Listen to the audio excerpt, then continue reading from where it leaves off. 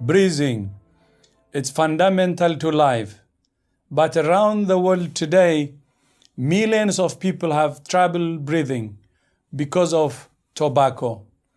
If tobacco was a virus, it would have long ago been declared a public health emergency. Enjoy a smoke-free day.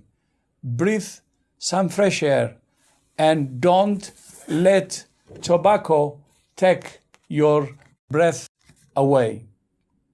Thank you to the Director General of the World Health Organization, Dr. Tedros, for that introduction.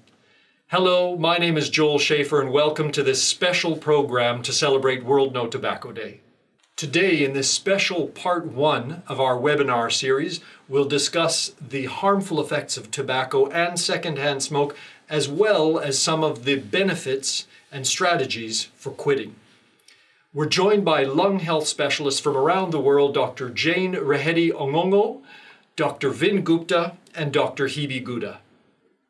To start us off, Dr. Vin Gupta, what should people know about the harmful effects of tobacco? Thank you for the question, and thank you for having me.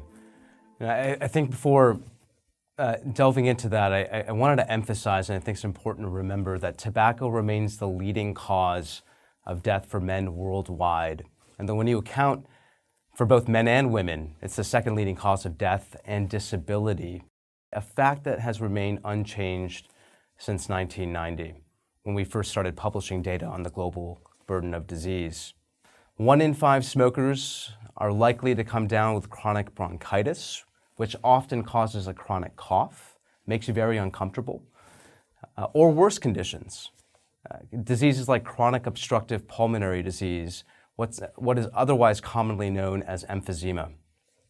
Patients with these conditions chronically feel breathless, are chronically reliant on inhalers to try to help them breathe better. They often have to carry around heavy oxygen tanks. And the effects of tobacco use are not only limited to primary users of tobacco. I think importantly, children who breathe secondhand smoke are far more likely to experience frequent asthma exacerbations if they have it already, or they're far more likely to actually develop asthma as a result of that exposure. And that has untold effects on their ability to lead productive and healthy lives. Thank you. Can you tell us a little bit more about how these respiratory diseases caused by tobacco impact quality of life?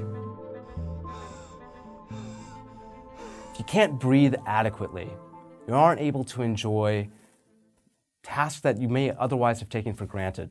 Walking your children, playing with your grandchildren, walking up a flight of stairs to the bedroom. Just simple daily tasks like going to the grocery store. I can't remember one patient I've cared for, and I've cared for thousands with emphysema, other smoking-related lung diseases, who didn't wish they had quit earlier or who didn't wish they hadn't taken up cigarettes in the first place. We've heard about how traditional products of tobacco, like cigarettes, are dangerous to people's lung health. But what about newer products on the market, things like e-cigarettes? Should we be worried about those? Are those dangerous to your health? Actually, there are a lot of different new products on the market now, and they can be very difficult to distinguish from one another. Some contain tobacco, some contain nicotine, and some contain neither. But none are harmless. We don't know for sure. We can't give an accurate estimate of the risk associated with each of these products yet. But they're probably going to vary depending on the factors that are associated with their characteristics. There's certainly some evidence that some of these products carry a risk for lung health and cardiovascular health. And nicotine itself, of course, is addictive and can lead to dependency. One of the particular concerns with these products is the way that they are marketed and the fact that they are often flavored to taste like cherry or bubblegum. Usually when products are flavored, this can lead to a underestimation of the risk associated with the product. And it also appeals to younger people and to youth. Of course, the growing fear is that youth will take on these products, potentially get addicted to these products, and they may act as a gateway to more harmful products such as conventional cigarettes. This is a real challenge. Dr. Ongongo, can you please tell us a little bit more about how secondhand smoke harms the lungs and who is most impacted by the harms of secondhand smoke? Secondhand smoke is equally dangerous as the other type of tobacco smoke. It is known that about 1 million people die from secondhand smoke every year. And secondhand smoke mainly affects children.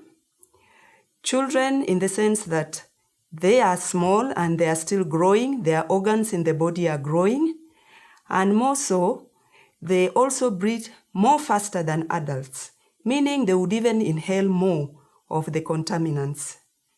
And this affects children so that they end up with problems like severe attacks of asthma, respiratory infections, symptoms like wheezing and coughing. They also get affected, especially in the first year of their life, infants. It has been noted that sudden infant death is more likely caused by secondhand smoke. So parents, starting with your homes, avoid smoking in your homes. And also mothers, avoid smoking because it affects your pregnancy. Thank you for that. Once smokers become aware of the harms and want to quit using tobacco, what help is available to them?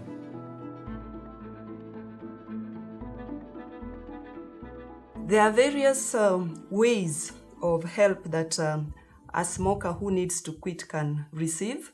We have counseling methods and also treatment methods using medication. Both the kinds of strategies are more effective if put together. Starting that conversation with the health professional actually is the beginning of deciding which plan could this individual go into. Other than just the brief counseling the health professional can provide to the individual, the health provider can then direct them to the best options. This could be one-to-one counseling. It could be actually also behavioral therapies. We have the non-prescribed medications like the nicotine replacement therapies. Then we also have other medications other than nicotine replacement therapy, which we could also prescribe. A follow-up question on that same topic, but to Dr. Vin Gupta, what in your experience are the main barriers that people face after they've made that important decision to quit using tobacco? It's so hard. Quitting tobacco is a lifestyle decision, but it's intensely personal. But what I've seen as the biggest barrier is access to behavioral health care, to mental health care, while an individual is trying to take this difficult lifestyle decision on and to do so successfully. Dr. Gupta, can you tell us what are some of the short-term and long-term benefits of quitting tobacco use? The benefits of quitting can be felt almost immediately. Within 2 weeks, a person who has quit will have improved lung function. And within about 10 years, an ex-smoker can expect to have reduced their risk of lung cancer by half that of somebody who continued to smoke. Good news. That should give many tobacco users some hope. Thank you to our panelists for their important perspectives. I hope that you found it interesting, and thank you for watching today. I hope you'll join us in our second webinar discussion, which will focus on tobacco control, both at community and national level. From all of us here, we'll see you soon in the next webinar.